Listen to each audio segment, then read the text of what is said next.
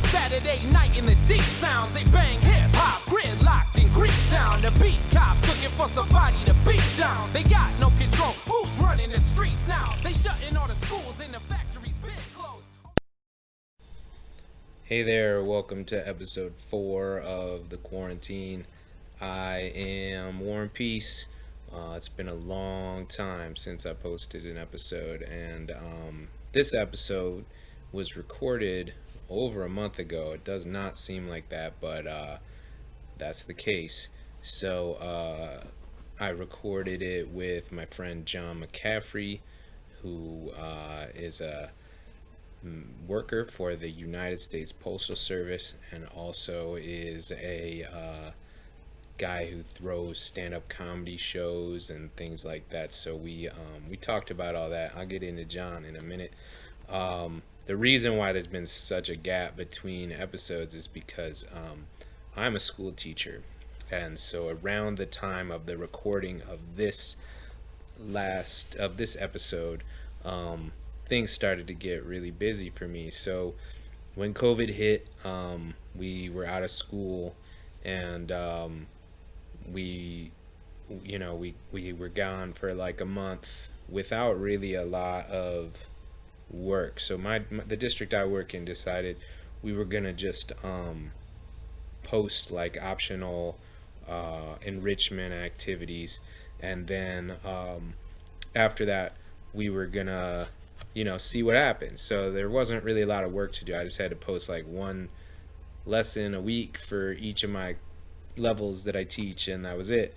And I didn't have to grade anything or anything like that. So around the time that this was recorded, things started to get a lot busier, and I just did not have the bandwidth to edit and to post and to do all that stuff, because I was working late at night sometimes. I was working early in the morning.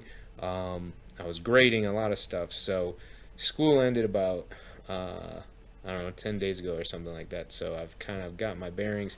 I'm hoping to do a lot more episodes as this summer goes on and get into more of a groove with it.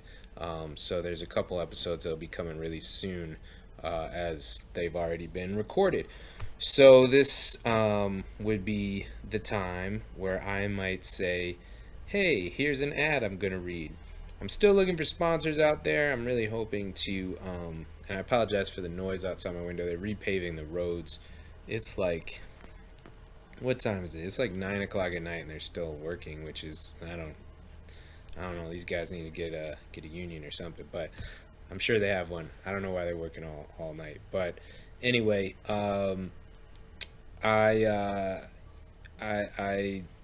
would love to have a local business sponsor this podcast, so that I could shine a light on a local business, and so I could give a little bit of money to some of my guests, or all of my guests, but particularly the ones who are artists and workers that have been affected by this shutdown. A lot of people I know work in food service or work in industries that have been impacted.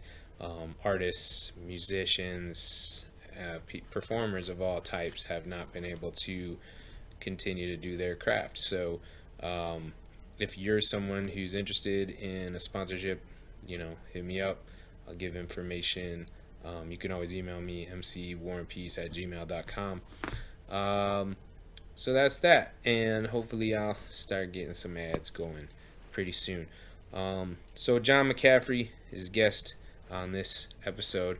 I met Jon. We went to the same high school, but he's a little bit older than me, so we did not know each other in high school, but I was in the same grade as his brother, and I actually didn't like his brother, which is not true anymore. Shout out to Jason. It wasn't that I didn't like his brother, but his brother ran with a crew of people, and in that crew of people was someone who I really disliked since like 6th grade. And so Jason was just kind of like guilty by association in my view, and I didn't mess with him. But I don't really know. Years later, I'm not really sure exactly how Jason and I reconnected. I think it was through my band that I was in called the Freematics. I think he came to a show we did, and we kind of he was into the music. We kind of reconnected, and then he was just a big supporter of all the music stuff that I did, and we had a lot of conversations about really overly ambitious music videos that never happened, but we just kind of connected through art and had a lot of conversations about music and films and things like that. So I think that I connected with Jon through just being friends with Jason online, and I'm not really sure exactly when I started being friends with Jon, but fast forward to when I'm in the group LXL, and we were trying to do a music video. So we recorded this song that included a lot of samples from an episode of the show Roseanne, the original Roseanne. Before they brought back the song was recorded and done before they brought back the show a second time, and before all the controversy with Roseanne and her political views and her racism and all that. So we made this song called Mung Bean Chutney, and we wanted to do a music video for it. And the video concept, which the song isn't really about, and so the song doesn't really totally go with the video, but the video concept is that we wanted to show sort of Roseanne from her husband Dan's perspective. And I knew that Jon did some improv, so I thought we didn't want to be the actors like who starred in it. We wanted to be sort of supporting characters. So we kind of play the annoying friends of the main character who are always kind of busting his chops and I don't know, making his life's kind of miserable in all ways, and we're just one of the reasons for that. So I'll link to the video in all the show notes and stuff like that. It turned out pretty good. It was kind of a mess of a shoot. We kind of had different people shoot it with different cameras, I think, and it turned out good, but it was kind of it was all over the place. But anyway, Jon, I hit up Jon because I knew he'd done some improv and he kind of physically fit the role, and we thought he'd be a good main character, and he knocked it out of the park. He was really on board to do the whole thing, and just whatever we want. I mean, there's a part where he literally gets his hair messed up because we ended up having a scene with a barber, which just kind of turned out that way.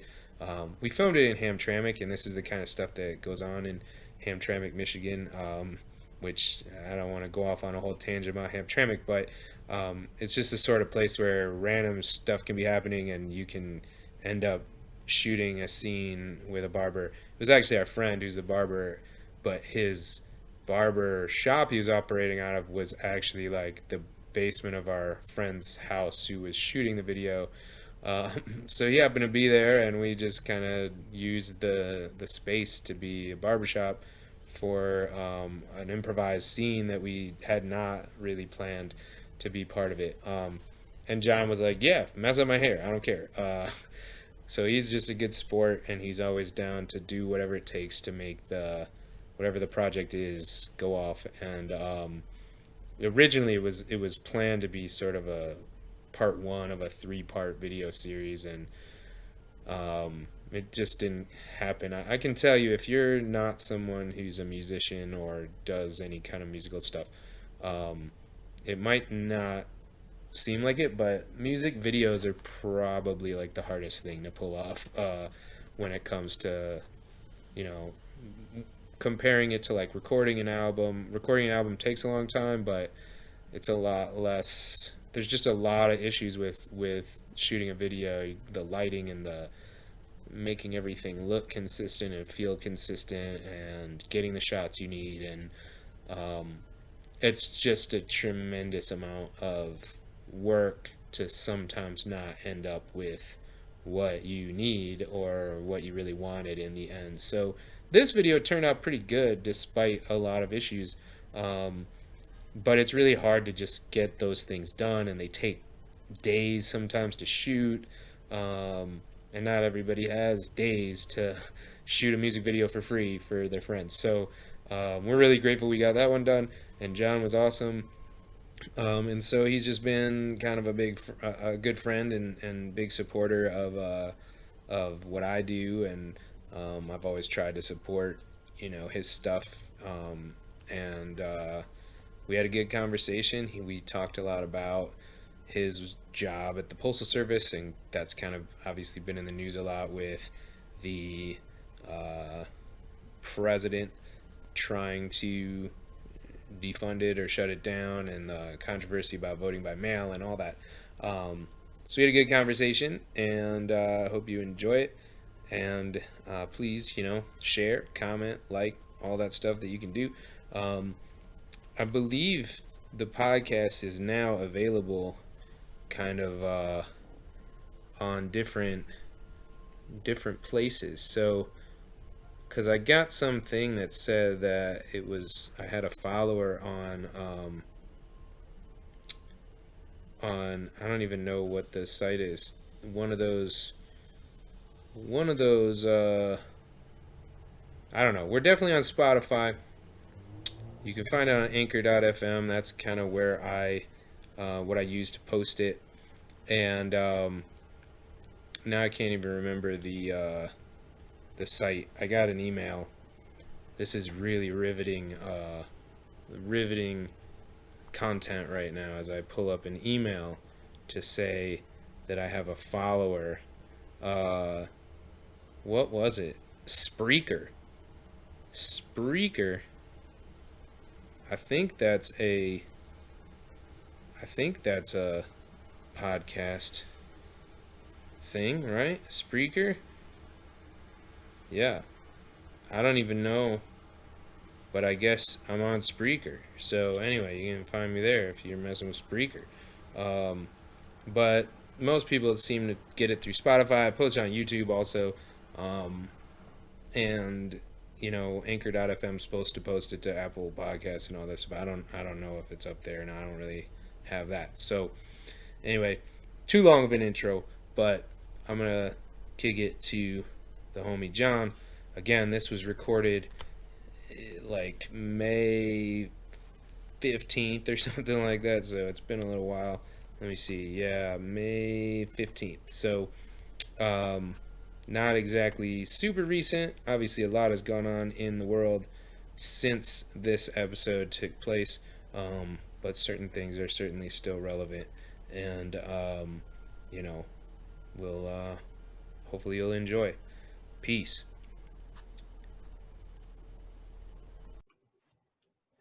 So, Jon McCaffrey, welcome to the quarantine. I'm glad to have you here, and I was thinking about our talk before this interview or whatever conversation, and I was thinking we have a lot in common.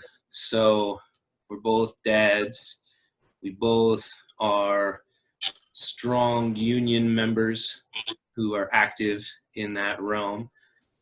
We both kind of do a little side entertainment stuff from time to time, which we'll get into. We both are esteemed graduates of Berkeley High School. Well, you graduated Berkeley I'm High. gonna say it like this: there's in the fictional Who's Who magazine that Berkeley High School doesn't put out, we would be definitely on the page with the list of names from the year that we graduated. That's how esteemed. That's true. We're right. not, there's no feature so right. articles. There's no spotlight on on this dude. But maybe we'd have our picture, and we're gainfully employed and all that. So, they're proud of us.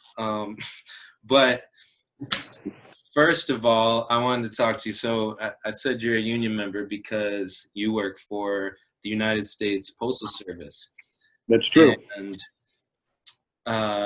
Donald Trump seems to want to shut down the United States Postal Service. So tell me why that's a good idea. Why it's a good idea to shut it down? Yeah. You want the pros and cons of both sides? Are we doing a debate? Yeah, I want to see. Shit. I want to see. I don't want to. I can't argue their side for them. I'm sorry, can't do it.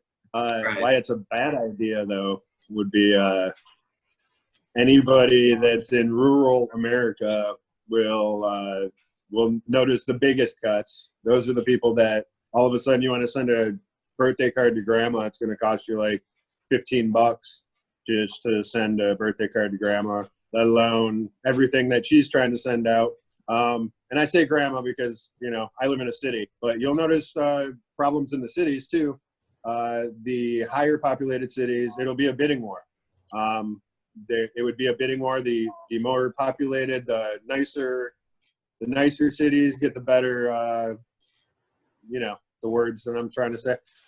Yeah. The nicer cities would get the better service, and the hood just doesn't get good service. You know, that's how it works. It goes. It's you pay for what you get, and right now, it's a service that is guaranteed to you in the Constitution, and everybody gets the same level of service, and it's pretty amazing when you think about the service that we do actually give. What percentage of Americans would you say know that having a postal service is enshrined as one of their constitutional rights? Percentage, I would say, I'd say it's about 40. You think 40% of people know that? I don't think. Yeah, I think so. I think thanks to social media, it's better than it ever was. Okay. Anyway. Well, maybe 40 is pretty. Maybe 40 is pretty high. I'll go 28%. Yeah. Do you think that? Do you think that there's any other reason why an opponent would want to shut it down, other than the inability of people to vote or to do? Like, I can't understand why anyone would think it's a good idea to just not have a postal service. Other than that, which seems like a real hard, like, you're giving up a lot, destroying the postal service just for that, just for disenfranchising, you know, half the country. It's not just about vote by mail. It's not. It's busting unions like too, right? It's busting unions. It's privatizing. Sure, it's less government in their eyes, but we are our own entity. We are not a drain on the tax dollar. We are self-sufficient in that we pay for everything. Everything is paid for by stamps and by shipping. We aren't allowed to regulate. Our prices are regulated by Congress. So what FedEx charges is what FedEx wants to charge. What USPS charges is what we are required to charge. And so when your president says similar to like Medicare or something, you guys are driving that price down because exactly. Because you're 100% correct. So as soon as it would, in a theoretical situation where there's no postal service, the price to mail something will be even higher for everyone. Absolutely. Yep. Absolutely. I mean, if those private companies, like they ship packages, which is something, it's important, but they don't ship letters and correspondence. And you can argue that if you try to ship a letter through FedEx right now, it'll cost you approximately $12.65 for what we charge you 55 cents for. Right now. So you want to mail a letter through FedEx? Go ahead. Wow. Now, do you think that because they would have no, so there's going to be a lot more demand on them to be able to send that type of correspondence and to expand their services, but they're going to do that by keeping the cost as low as possible and charging the most they can. So that's a bad 100%. look for America, and I think it's part of a wider project of privatization of everything, and that's kind of what binds us together, because I'm also a public school teacher, and so we are one of the largest public things left, because so many things have been taken out of the public sphere and put into private hands, and so much so that people our age and younger than us don't even really realize that change that's occurred. It's just kind of like the world they grew up in has constantly been moving in that direction. So anyway, that's my biggest thing about it. Not biggest thing, I think it would suck to not be able to mail a letter, but I think my other thing I'm looking at is just like, this is part of this project, this right-wing project that's been occurring for a long time, to try to transfer things that belong to the people to things that belong to corporations. And those are not the same thing, no matter what the Supreme Court says. So anyway. Well, there's also more behind it too, that with us, we're the only entity that's required to pre-fund our retirement for 75 years. Right, So, which is insane. So they want to get their hands on that money. So they want to see us fail. So all of the money, we are in default with all of that. We have not been able to make that payment for years now. And that's the only tax dollars that we've ever even asked for. And right now, the only tax dollars we're asking for is our part of a stimulus. We're the only, Donald Trump said that he will not sign any stimulus that includes the Postal Service right now, any bailout money for the Postal Service. So what Donald Trump's plan is to let us run out of money, which I was on a meeting yesterday that included our national president. And if it goes as is, the Postal Service will run out of money by September. September? With everything. September of this year, we will be I would be out of a job. That's he doesn't expect it to happen. It doesn't, but there is a huge push right now for everybody to write their Congress people, representatives, and please do. And then I think though, like, I can't imagine that I'm not going to get into all this, but I can't imagine that a potential Biden administration wouldn't just immediately reinstate the post office. So yeah, but it could the just damage can be done by that point, You don't think it could just start back up in like 4 months? I mean, it could, but I mean, you want to go 4 months without Postal Service? Well, no, but it know. might be I don't know. It would be a good, just like some good will come from this coronavirus situation in terms of changing some people's perspectives on things. I think a few months without the Postal Service could be a good sort of punishment for the American people to realize. Not for me. Well, no, not for you, but I'm presuming a glorious future where you would get your job back and a raise or something. But I'm sure. Yeah, sure, all of us would be immediately hired right back. What do you think? Everything fully reinstated.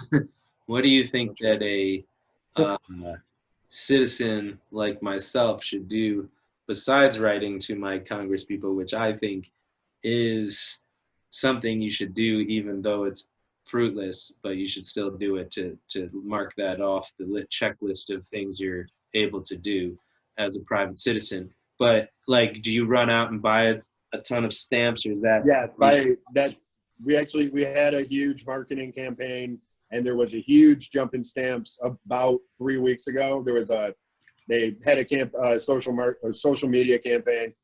You can order stamps online, which is pretty ironic, but just order. There's some sweet stamps out there anyway, even if you don't mail anything. For one thing, start, but for another thing, get some cool ass stamps, because if we do go away, they're gonna be worth money one day anyway. So go fucking buy some. That's a good call. Invest in stamps. That's Exactly. yeah. And then, I'm sorry, I didn't mean to curse. I don't know if we curse on this show. Yes, we do. Okay, good. So, But there are some awesome stamps out there right now, so you should go get some. And it could even extend my job, maybe a little bit past September if right. Trump gets his way. So what is your association doing, or whatever they call do they call it your union, or do they call it your whatever word they use? National Association of Letter Carriers. It is a union. So it's an association. So does your association what are they doing right now to organize around this issue? Right now, it's just been a mess. Contact your Congress people. We're also in the middle of another contract battle that is definitely going to arbitration. It's all. I mean, I'm currently I'm not working right now. I haven't been working since before the quarantine. Really? Yeah, due to other reasons. But I definitely need a job to go back to. Yeah. So I know that the union's been dealing a lot with getting safety things implemented and making sure that they have enough masks and gloves and whatnot. I was just they're gonna on the say front line as well. I was just gonna say they're kind of fighting two fronts, because there's like the worker safety thing that every company's dealing with, particularly one that's interacting with the public every single day and touching all kinds of things. I imagine there's a whole lot of protocol going on at the Postal Service, in addition to, the running out of money and having a hostile, essentially like boss when you look at it, Right. like how the government's currently being run. Exactly. It's tough. Because he is technically your boss, but most presidents haven't really injected themselves into the dealings of the Postal Service. Really ever, if you really kind of think about it. Nope. So that's a little bit hard for you guys, I'm sure. And it's, I mean, the rumor mill right now is massive budget cuts to the education budget too, which is also going to be impossible because if you're talking about opening buildings that you're going to fill with children, there's going to have to be some things that you put in place that are going to take people. How are you going to social distance if they don't start opening some buildings too? I mean, you're going to need more. Yeah, you need more capacity, and you need more bodies. You need more teachers. Exactly. So there's going to be this push, and I already see it coming, and it's already happening. Of we're going to keep the older kids out of school, and they're going to learn on the internet, and we're going to put these younger kids in school, but we're going to try to limit their class sizes. So I think what's going to happen is people are going to get shifted all around to different jobs, but the net amount of people, they're going to have to keep like a lot of people still right to do everything. I think a better idea, because I've been thinking, like, how are my kids going back to school? Because I have three kids. Right. And how are they going to go back to school? I'm like, well, it might just, maybe they rotate days, like you're 3 days this week and 2 days next. Yeah, that's been, I've seen that in print, in articles, that people are talking about that. But then it becomes, how do you manage that as a parent if you're working? And exactly right. I don't know. I mean the school really is the childcare for the nation's 100% economy. Is. I'm a single father of 3 kids. I 100% agree. Right. So it's so completely. I mean, we're both talking as employees of things that are really misunderstood and undervalued and not and well, I guess they're valued by a lot of people who aren't the loudest people, and some of Right. those Yeah. people some Yep. of those people need to get a little bit louder about what they want in their country, and I think that's I see that as being my role, kind of, to be an activist for that argument that we should own things, that the people should own things, and that they should be democratic, and that the things that you are outsourcing are really eroding your freedom more than having it be the government, because the government has to be somewhat accountable, to like how is Jeff Bezos accountable? We can't do anything.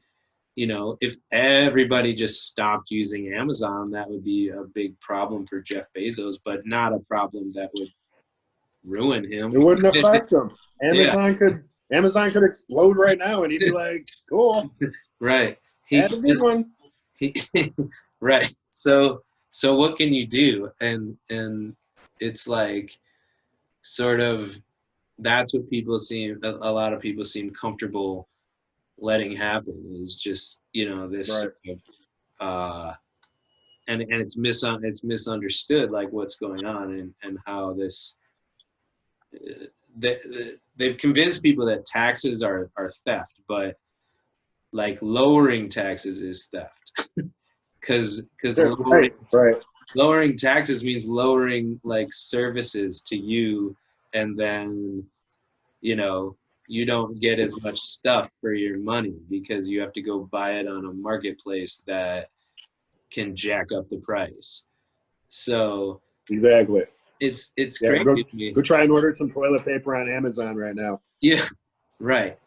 So it's just crazy, and I hope we can change that conversation, and I think this situation is certainly right for that. When we're all being hung out to dry, and there's other countries where they're like, no, we're just gonna pay your salary until Exactly. Yeah. They're just like, no, we got to handle this. We got to make sure everybody's all right.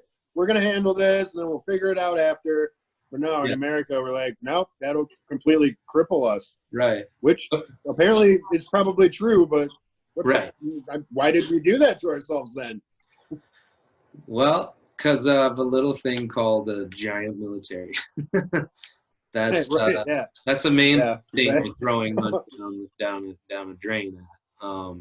It's a big jobs program, keeps a lot of people employed, but it doesn't really Mhm. do.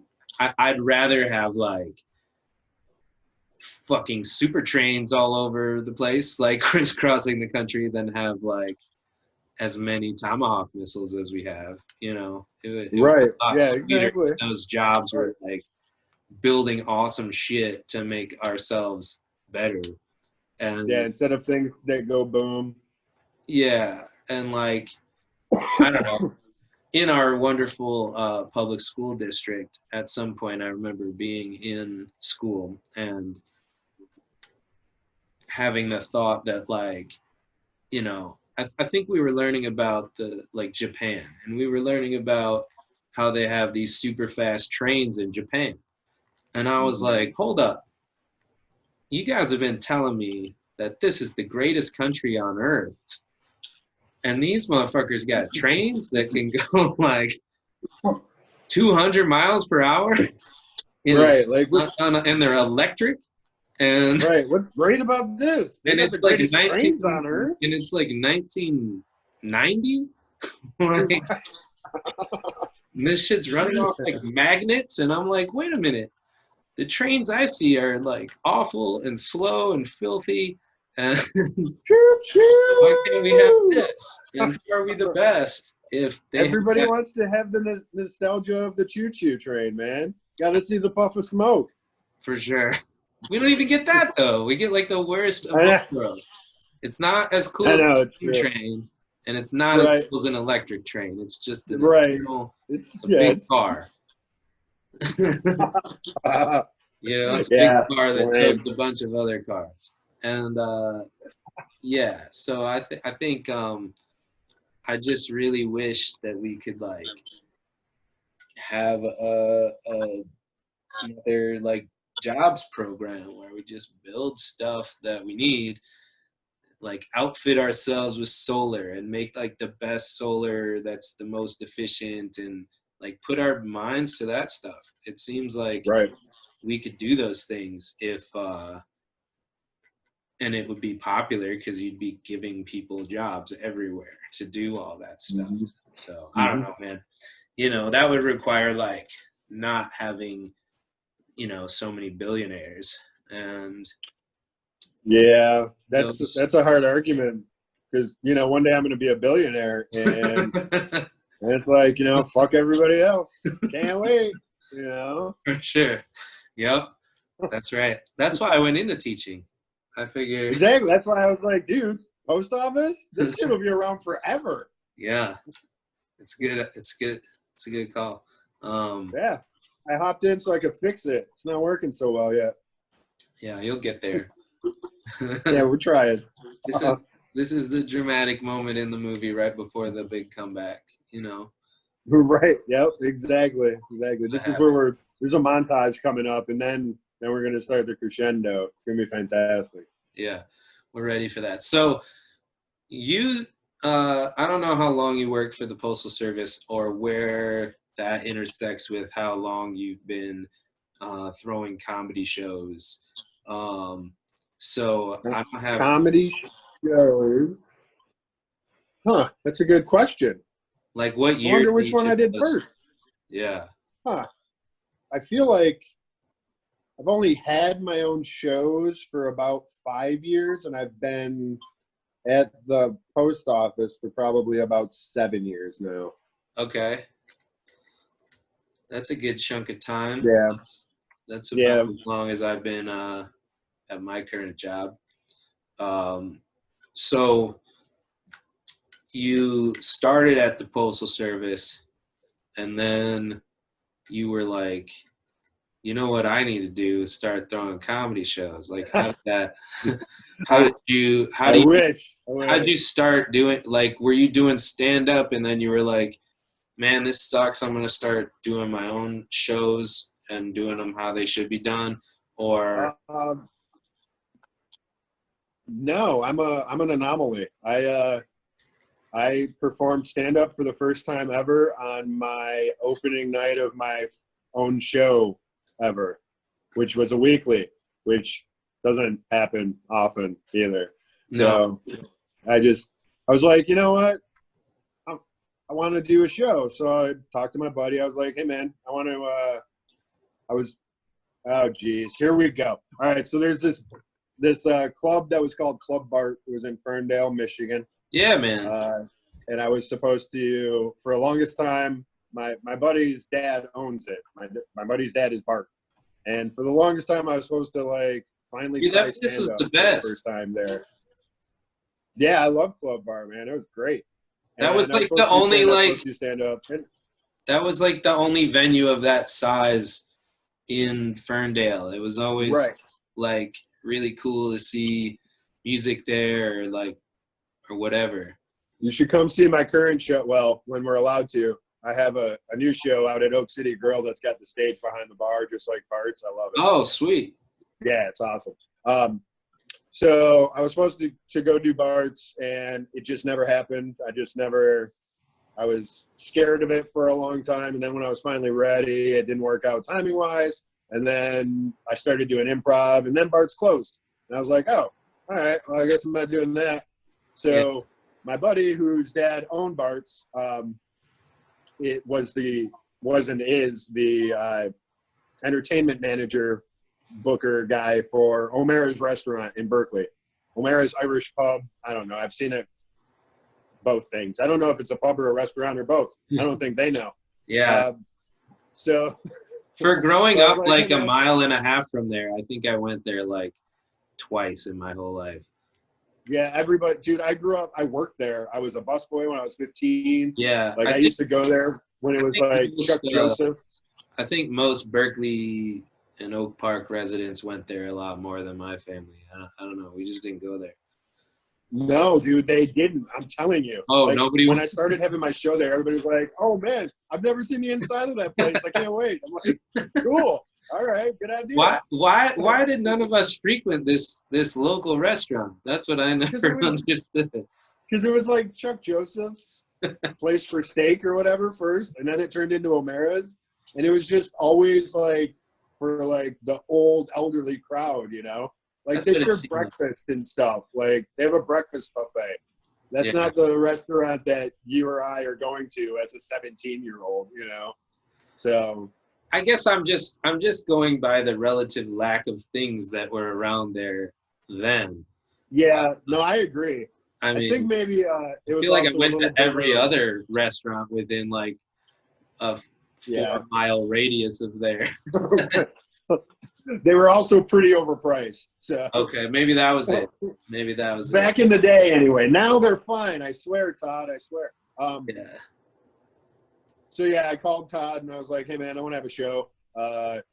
It's gonna be a mix of improv and stand up. I'm just gonna book it out. You know, let's do it." And he's like, "Cool. What do you want? A monthly or a weekly?" I was like, "Okay." I was thinking just have a show, you know. And he's like, "Let's do a weekly." I'm like, "Okay, let's do a weekly. That's a great idea. So you'd Never still done this before. you'd It still sounds easy never and fun." you'd still never done a set. Yeah, I'd never performed stand-up ever at that point. I had performed improv. I had taken improv classes. I'd been in troops for improv, but improv and stand-up are completely different. So were you thinking It's like different. were you thinking like I'm gonna start doing this and I'm just gonna knock it out of the park, or were you thinking like I might totally bomb in this set and it doesn't matter because I'm still gonna do this weekly? Yeah, because that's why I was like, dude, I'll have my own show and I can always give myself minutes. It doesn't matter if I'm good or bad, and I'll just keep getting better. Yeah. So, yeah, It's a I good. don't know. I'm a pretty funny guy, but I don't think I've ever heard of anyone doing it like that. yeah, I know. It works for me. So how'd it go? figured- How was the Well, first? it was good. It was good. I did stand. I ended up performing stand up for about 2 or 3 years, but I still produce shows. I found something that I love doing.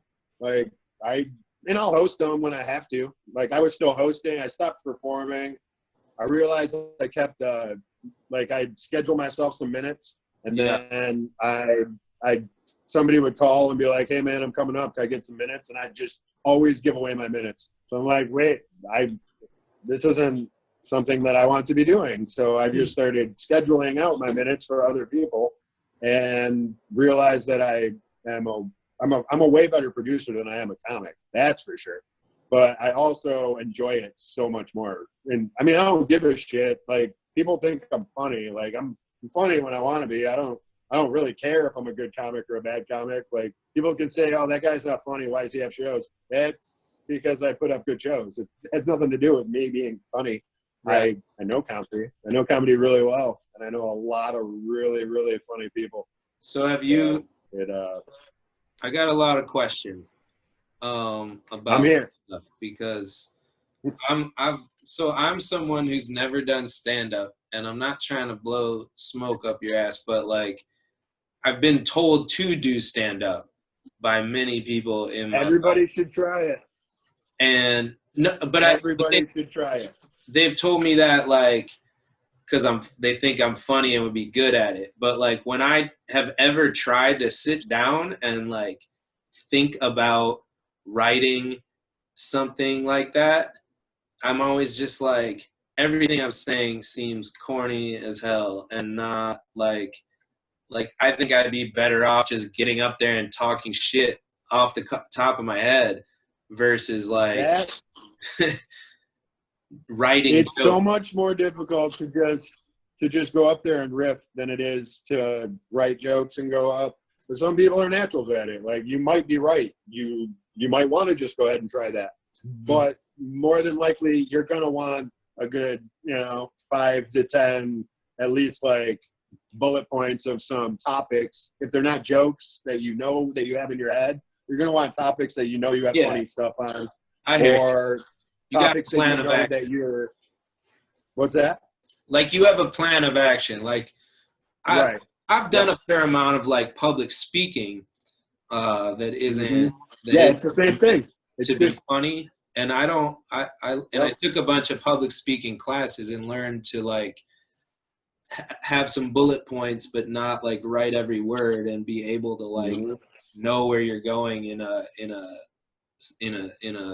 presentation without having a script. Plus, I teach in front of people every day, so exactly. I How many teachers I've had? Probably, I'd say 20 to 25 different teachers go up and do some of my open mics. Like a lot of them, well, I don't know about a lot of them. Some of them continue on, and I think I have one or two teachers that I've booked after they did open mics that I've booked on like showcases and stuff where they either, they made $5-10 or whatever, but they still made money doing comedy, and that's not the norm for people that do comedy. Right. I mean, I've been a musician for over a decade, so I know what you're talking about. But yeah, and you make 3 times what we do. Then that's tough. Yeah, exactly. It's the worst. Yeah, I think the thing I liked about being an MC is the same kind of thing as performing in comedy, though, is I never had to bring anything. Like, I would just show up, and there was always a microphone.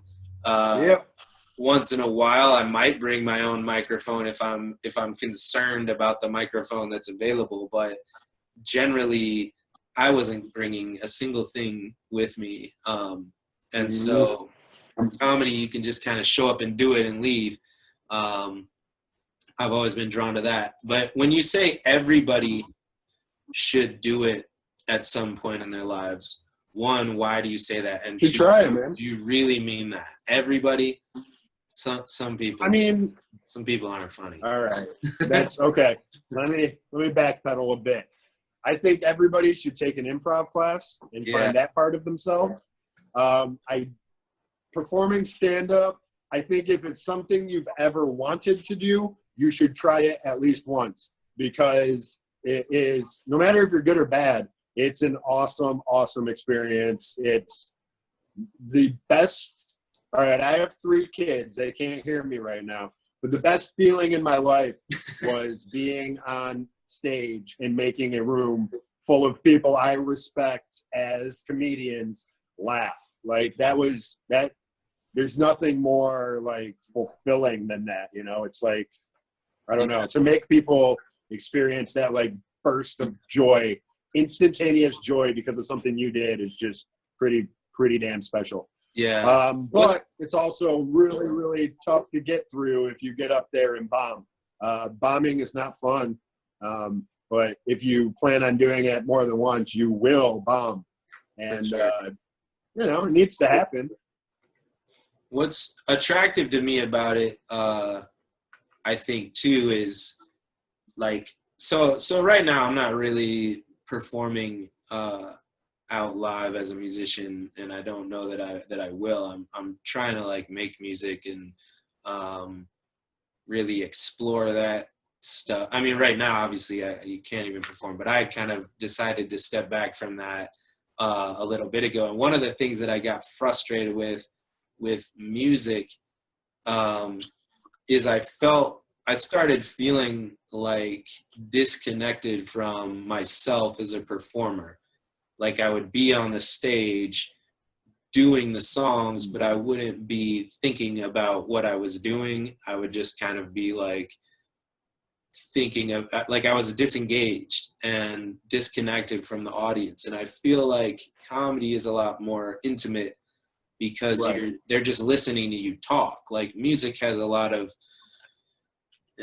ways to distract you from what's being said or to draw you in different ways. But when you're just standing there talking, and you can command an audience, particularly before they know who you are, I think that's pretty amazing and something that I would like to, like, I've had that in my life before where I've had the audience in the palm of my hand.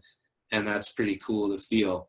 But also when Absolutely. I've done it when it's more Absolutely. of a talk, like I had to give a best man speech one time, and that went really well, and it was funny, but it was also, you know, poignant. And Mhm. the way I felt after that was really cool, because I felt like, you know, I was just speaking. And to be perfectly honest, that's some of the best comedians, the local comedians that I see. Those are the ones that are the funniest to me, is the ones that, you know, they're telling a story, and there are poignant moments, and there could be dramatic moments, and there could be sad moments, but there's always some comedy that either brings it around, or it's just a story that makes them laugh, and how they tell it is funny. There are so many local comedians that I haven't heard tell a punchline. Like, it's just, you know, different comedy for different people. Did you see that Neil Brennan 3 mics thing?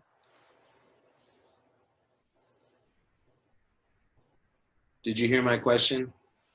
I started it. I didn't watch the whole thing. Really? I was very intrigued by it, but I didn't finish it. Yeah, dude, it's tough for me to, when the quarantine wasn't going on, it was tough for me to get enough time to watch a lot of comedy, because of being a single father and producing my own comedy shows. So, and I feel bad about it. Like, it's like what I grew up loving, and like I don't have time like to get through my Netflix queue of like all these specials I want to see. No, for sure. But yeah, I I've watched a lot now, but no, I haven't gone back to 3 mics yet, and I need to. I just brought it up, not specifically about anything, but just kind of how it was like, it was a mixture of comedy and like serious stuff. And, you know, I think a lot of comedians who really go deep into like who they are as people is always like my favorite. And I think that's my favorite kind of music too, is people that are willing to like dig into their souls a little bit and try to find out what makes themselves tick. And to be funny about that is awesome as well, when you can turn it around and just make it like something that's profound and makes you think, but is a stand-up set that makes you laugh the whole time. Absolutely. Is like is more brilliant than like writing a novel or something to me. Right. So, you know, anyway, did you ever have anybody come through your shows that ended up being like moving ahead in the comedy world?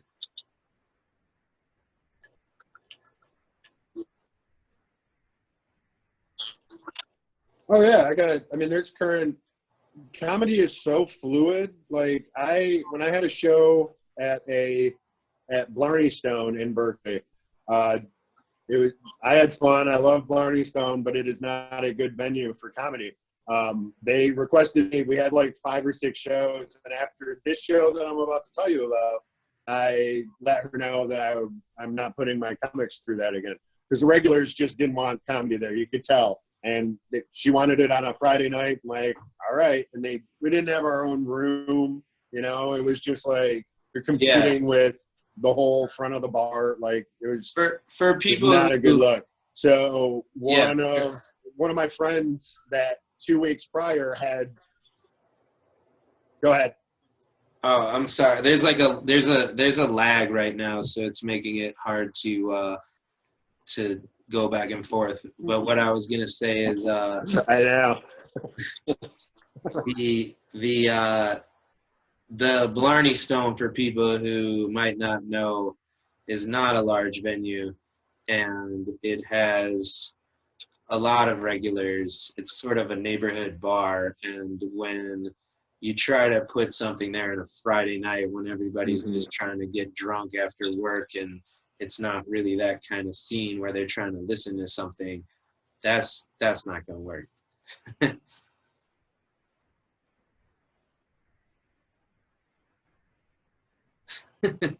Yeah, but it did for a little bit.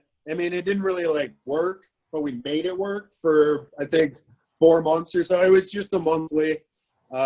We made it work, but then one night, it was about 2 weeks prior to this show, my friend, his name's Jeff Horst, and he was on Comedy Central, Heart in the City, Kevin Hart, Heart in the City. And I had him on my show. He was closing out the show, and he literally, people walked out of Blarney Stone because I think, and I quote, white people or black people can be racist too. So it was just, yeah, comedy's really fluid. I've had really, really good comedians that have moved on places. I've had comedians that have been on places that came through and shows that I was having. Like it's, I know people that are making the move now. Like there are a few people that just went out to LA. There's a few people like Detroit's not, I mean, we have an awesome scene, but it's not a scene where you stay if you're trying to make yourself a name in comedy. So you either go out to New York or you go out to LA. Some people go out to Chicago, but it's just kind of like a half click above us. You pretty much, it's New York or like everything else, you know, you got to get where the money is. And yeah, so I mean, yeah, I've had some names, and I know some of these people are gonna make something of themselves, and I look forward to that for them, you know? Yeah, absolutely. So what are you, you said you're still doing it. I think you took some breaks at some point and you weren't doing it. So you have a regular thing now at, where did you say it was now? Yeah. Yeah, I actually, I produce 2 shows right now. I have had, I think I'm up to 4 final shows now. I don't know when I'm going to schedule another one. But yeah, I currently have McCaffrey's Neighborhood Comedy, which is a monthly open mic at Oak City Grill in downtown Royal Oak. And that's for charity, for fundraisers. I pick a different fundraiser and raise money for them for like 3 months straight, and then I rotate to another charity, and, you know, just give them, there's no cover or anything, just they get like 15% of the food and beverage sales. And then I co-produce a show called Joker that is down in Corktown, right next to, it's actually next to Mexican Village, kitty corner from Mexican Village, in downtown Detroit. And that's a bit of a showcase show. It's more of it's not showcase. We don't have industry people there, but it's an actual show. It's not an open mic. We book it. We have people submit to be on it, and it's an awesome show. So hopefully, really fingers crossed after all this Corona stuff that both those venues are still good to go. And, you know, it's a big question mark for lots of entertainment right now. Yeah, have you done any kind of virtual stuff that people could check out, or are you thinking about doing that at all? I put it out there for people to send me some sets and stuff, and I just released some local people just to showcase them a little bit, get them out there. And there wasn't really a big bite on it, so I've just been watching other people do it. There's a couple of my buddies that have. There's a lot of people are doing like Zoom casts and like nightly Zoom casts. Some of the local clubs are doing. They're interviewing past comedians and upcoming comedians. Mark Ridley's just did that you can check out their YouTube.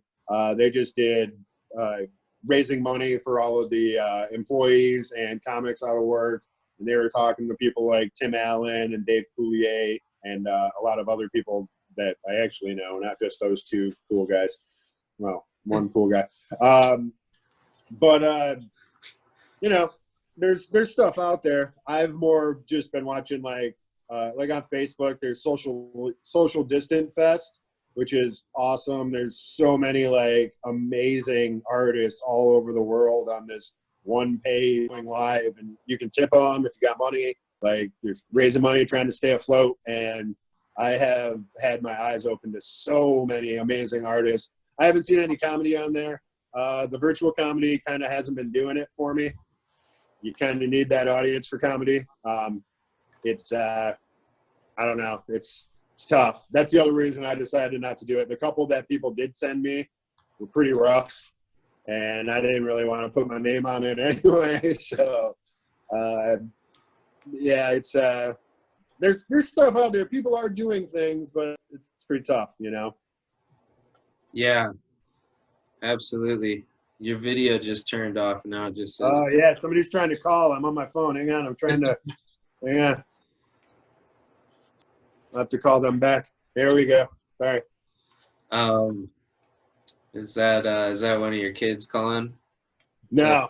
Till you No. come back in the house? No, the kids just text me.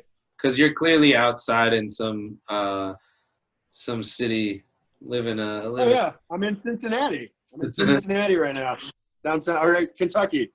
We're right on the river right there. Okay. Yeah, it's nice out. So no mosquitoes. Gorgeous out here. That's great. Yeah. So how is Real quiet. I haven't asked you. I usually start with this question, and I didn't ask you at the beginning how all your people, friends and family are doing during this pandemic, health-wise and economically and all that. So what's been going on with all the people in your life?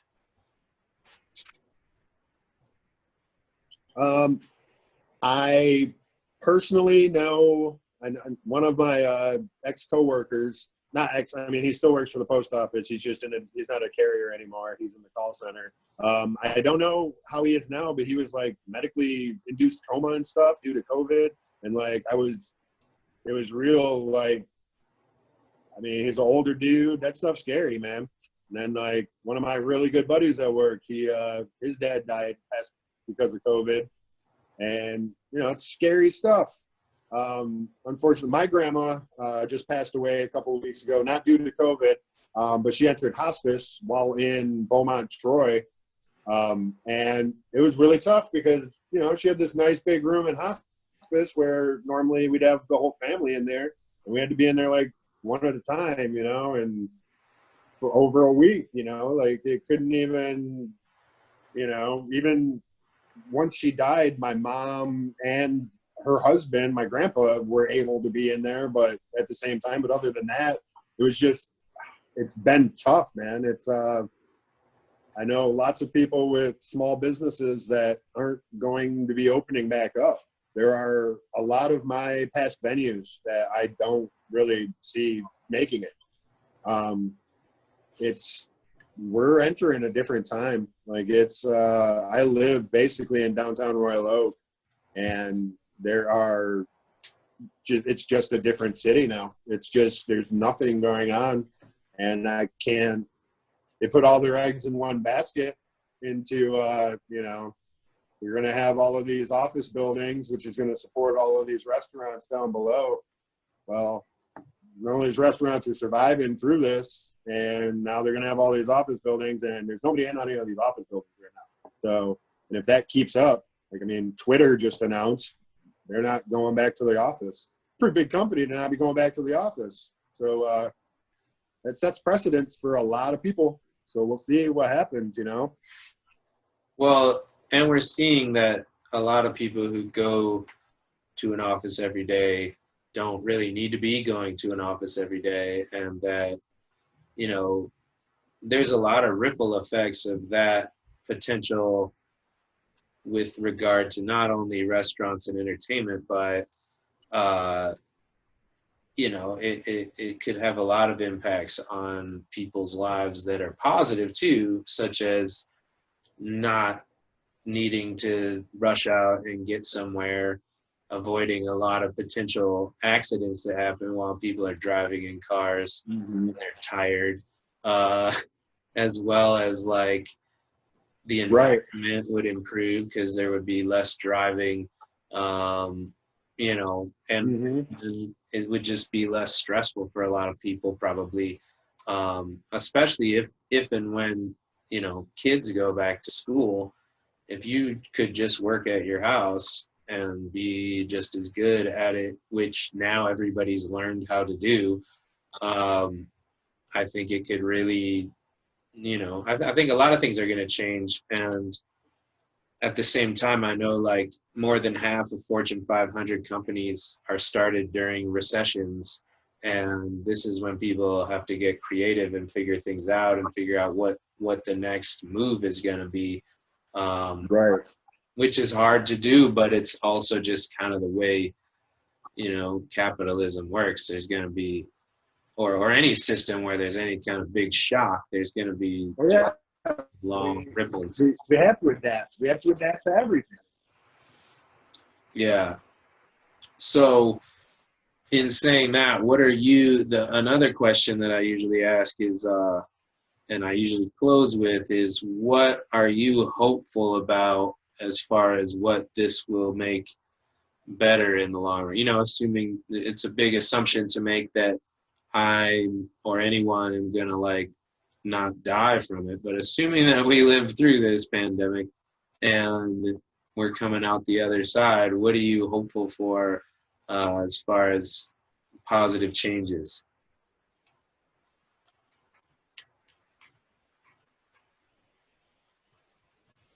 Well, I think first off, I hope that it wakes up the whole world's eyes to this isn't the last time this is going to happen.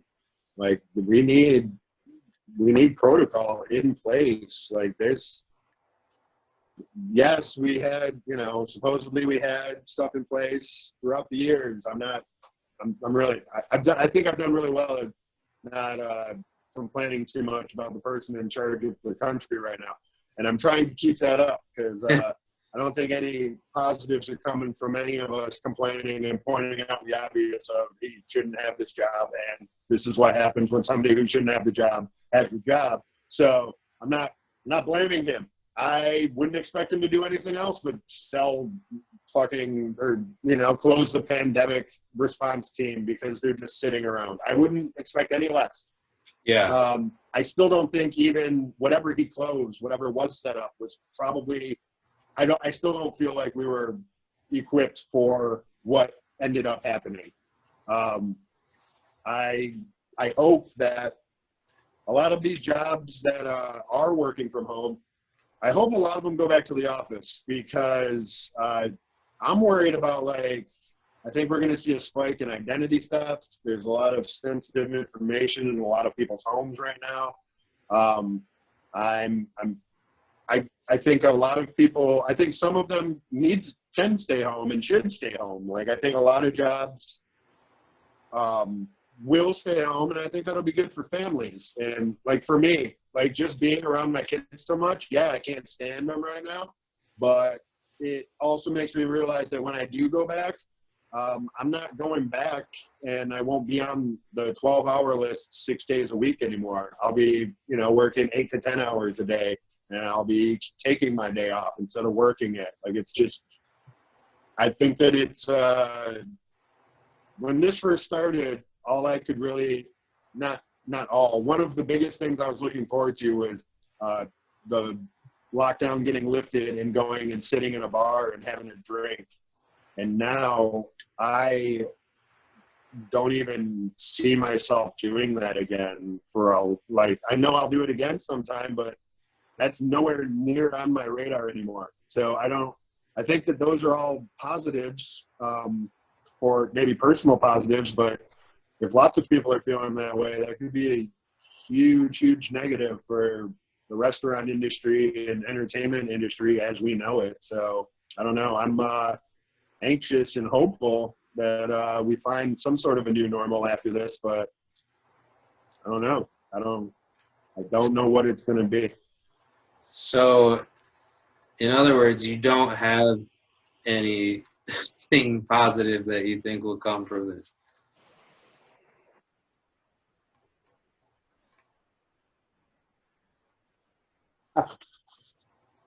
I think that positive things that will come from this is I think that families are actually focusing on each other a little bit more.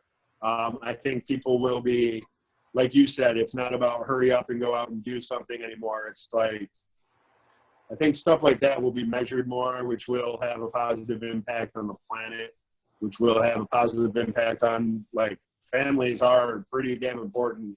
And I think that we are getting away from that as a society. And I'm not a religious person or a conservative. It just sounded like it when I said that. And I don't know why, but I feel like we do need more family interaction, and we need, I think that that's a huge positive so far from the coronavirus is just people going for walks again as a family. People weren't doing any of that shit. So, I mean, I think that there are some positives. I'm just anxious and hopeful. I'm way more pessimistic than optimistic at this point. Yeah, I think it's hard not to be that way sometimes with everything that's going on. And I think one thing I think that you and I also share is sort of a weariness with social media and how terrible it is and how it kind of like amplifies the voices of a few people and turns that into like this giant conversation all the time, Right.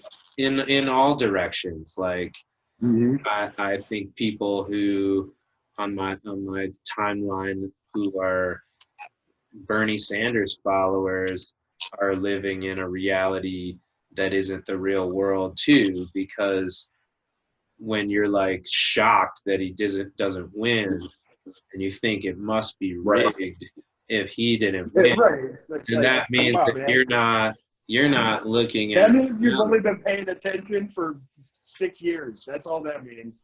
You haven't been paying attention long enough. That's all that means. But it's not just that. It's also like it's not just paying attention. It's knowing people outside of the internet and actually talking to real people in the real world who aren't just your own demographic, because they don't echo chambers. Getting out of your echo chamber, which is all Facebook is pretty much turned into, is you know, like if there's a dissenting voice, even the algorithms are like, ooh, let's separate these people. Like, that ain't what I signed up for, man. Like, come on. And plus, it also I don't think. It's kind of broken because I look at it like this. I'm not going to talk too much about these people who keep protesting in our state's capital, but from the perspective of media, you know, it's a few hundred people, maybe up to a couple thousand the first time getting together in the state's capital. So if I'm a media organization like a newspaper or a website, I'm going to cover it. But in the past, before social media is what it is now, or before it existed, that story would have been printed in the paper, and some people would have been like, there was this thing that happened. That's interesting. And maybe they would have had some conversations with their neighbors about it. But the way that it happened now, especially with a pandemic where people are even more tied into their social media feeds, it just amplified the voices of this small group of people who, yes, they do represent other people who are also frustrated with it, but those people weren't willing to go out in a pandemic and they weren't frustrated as much as these people were. So it just made it like the topic of conversation, which is all those people could have hoped for, was that they would get all this attention and make themselves seem like this very large constituency, especially with their big guns. And so I think it's just broken because, of course, people are going to talk about it because it's sort of novel and interesting, and it especially around here, it's our own state. But at the same time, it's just this tiny group of people, and it just seems like we're so easily led down these rabbit holes of discussing stupid shit. And it's like hopping into the comments section. It's like, what the hell am I doing in here? Why am I talking to these 40 people that seems like they represent everybody in Michigan that opposes my viewpoint.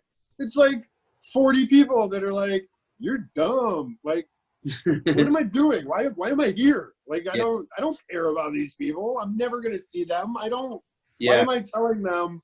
Why am I trying to change their mind? I don't care. Like, it's just, that's my frustration with all of that crap lately. I can't.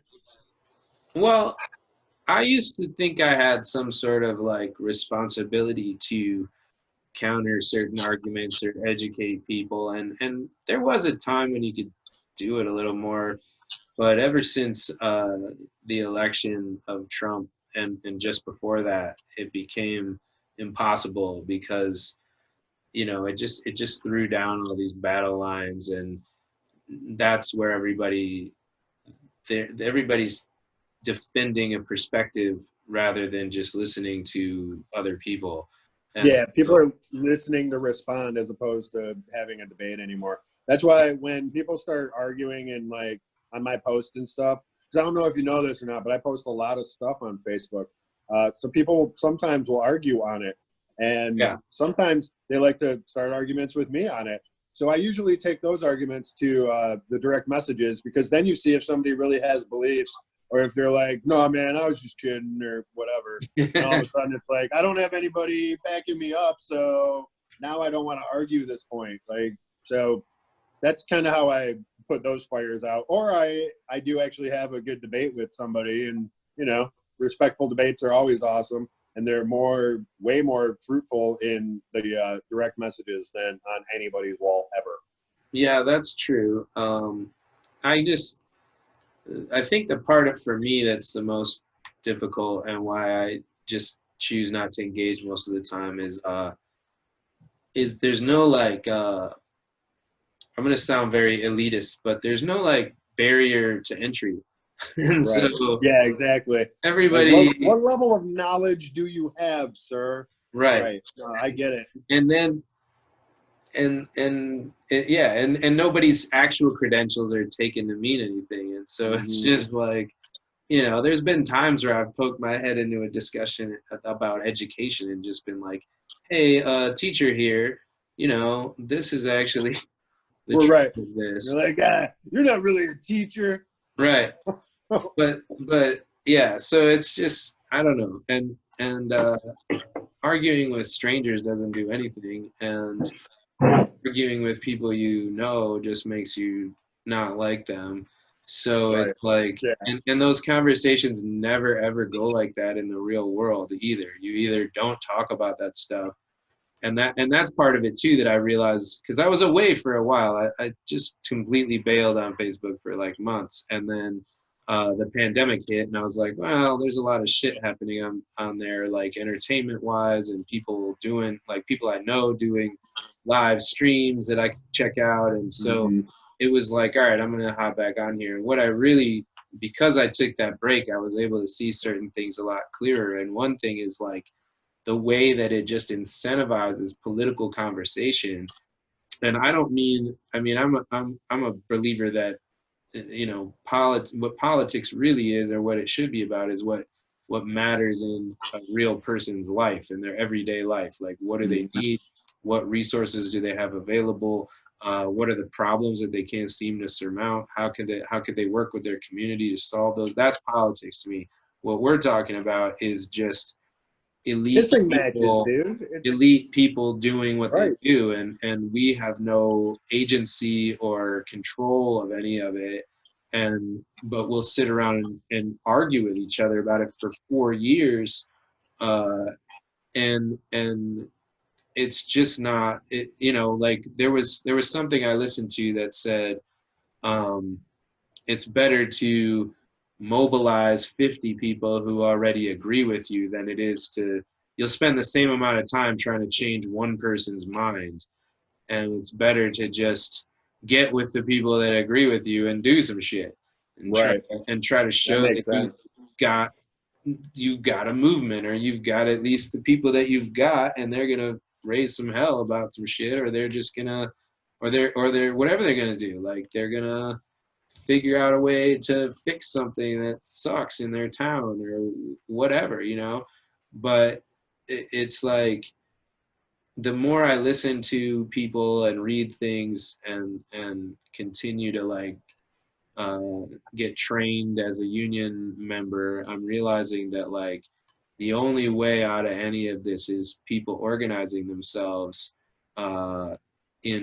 across things that are, you know, that they have in common, and what we're doing online is drawing differences on not on just things that we think. Like when it comes down to it, it's not like Right. You're not finding more people that think your way. You're finding more people to argue with when we're on Facebook doing this, as opposed to actually mobilizing and actually doing something like in real life.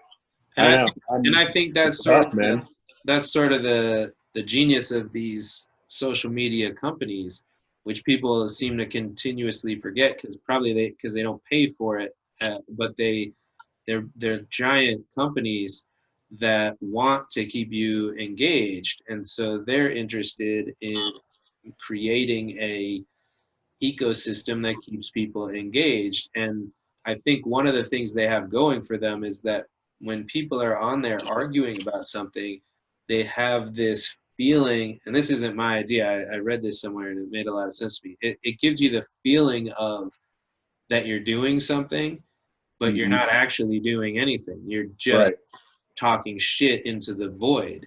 Yep, you're just talking, you're typing onto the nothingness. Right. Like you're pissing into space. But it works on our like you know, our brain chemistry, because of like we want that dopamine response, and we want you know, those things that make us feel the way that we feel when we're righteous or when we're you know, whatever. If I write a funny status update, you know how many times I check to see that little red dot? Are you kidding me? Right. That's all we got anymore. Like it's it. Right. And so yeah, I mean, I'm not saying anything crazy or profound, but the thing is like it's just another way in which we are entertaining ourselves to death, which is a great book from before the internet even existed, talking about how television was doing the same thing. Right. And you know, it's interesting to think about the fact that people were much better organized before all of this shit. Like, you know, labor movement they had what, the Postal Service in their favor. They had they could mail around, they could hold a meeting, they could flyer some neighborhoods, but like they would get massive amounts of people participating. Exactly. Because there was nothing else to do anyway. Well, and you were focused on what was in front of you instead of things that were far away from you. And you know, it's all really just comes down to entertainment. It's sports. It's not like anything other than that. And I'm generalizing. There's a lot of people who are activists who also participate in. Right. There are people doing things, but in the grand scheme of things, you're absolutely right. It's a sport. It's like it's the stock market. It's Major League Baseball. It's all the same thing. And there's who wins, who loses, and who makes money off of it. And there's all these studies too about how like arguing with people about with factual information like doesn't really do anything. And in fact, it does the opposite, because when someone's proven wrong, they'd rather continue to try to be right to like save their feeling of their loss of identity than they would to like, you know, just admit that they're wrong and learn something. Right. Yep. So yeah, exactly. You know, and I'm not like that, which is, I mean, I'm sure I am about the things that I really believe because I feel like there's overwhelming evidence to believe them. But things I'm not sure about and just have an opinion, and then somebody comes with some shit that's like, you know, pretty solid. I'm like, okay, now I think differently about that. And Right. Yeah. I I can, can be swayed, yeah, but you got to show me some evidence. You can't just give me your beliefs and your feelings. right. Like I don't, you know, that doesn't do anything for me.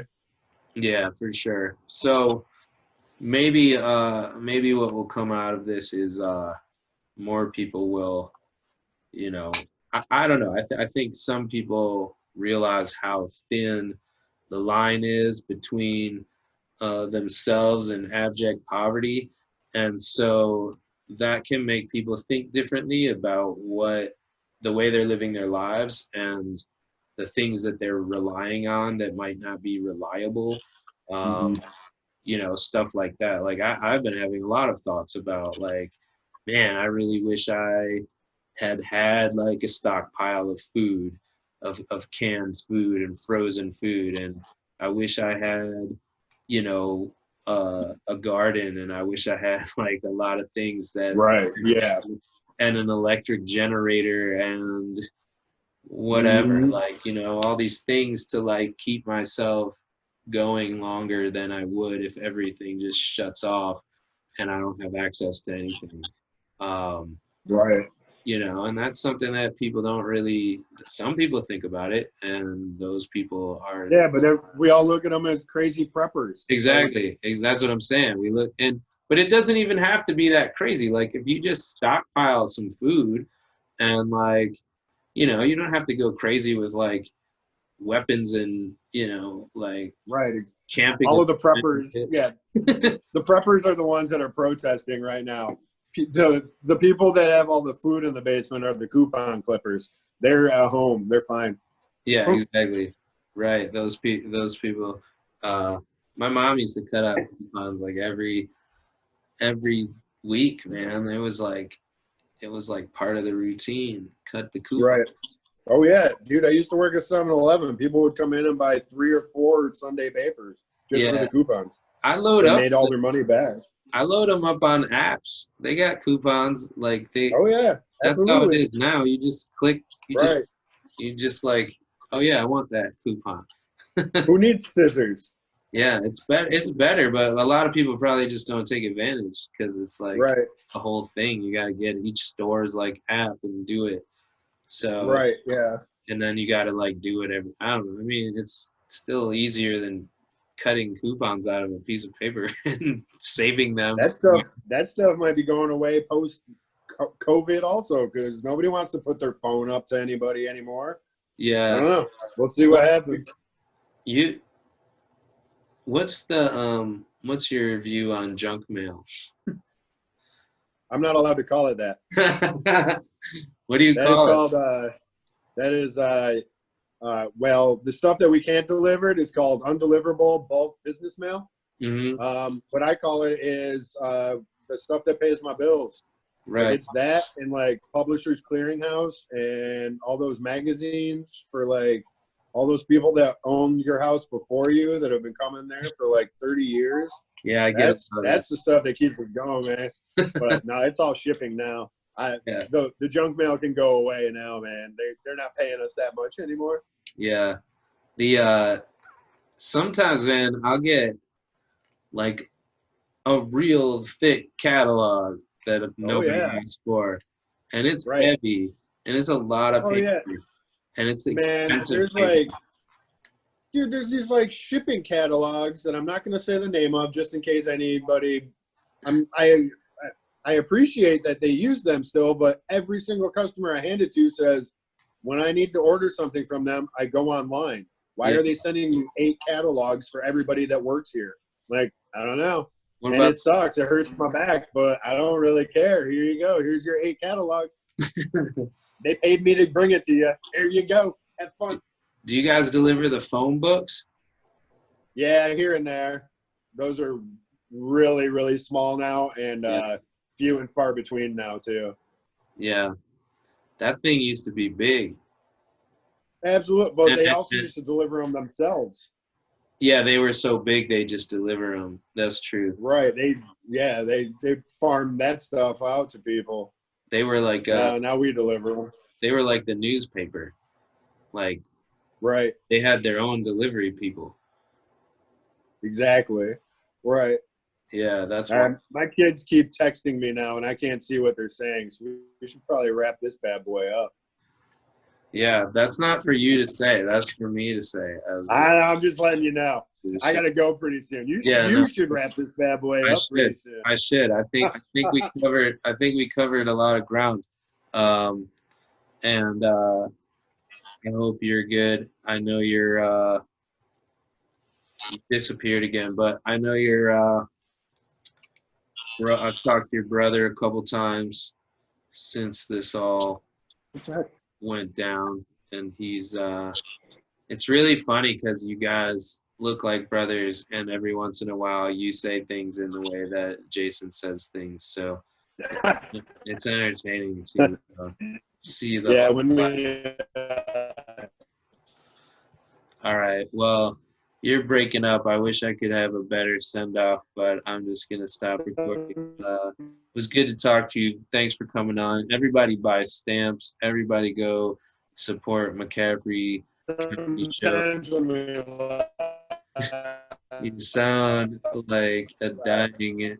I've heard that too. Oh wait, you're back. Now you sound like a person again. All right, I'm gonna stop recording. And Joker.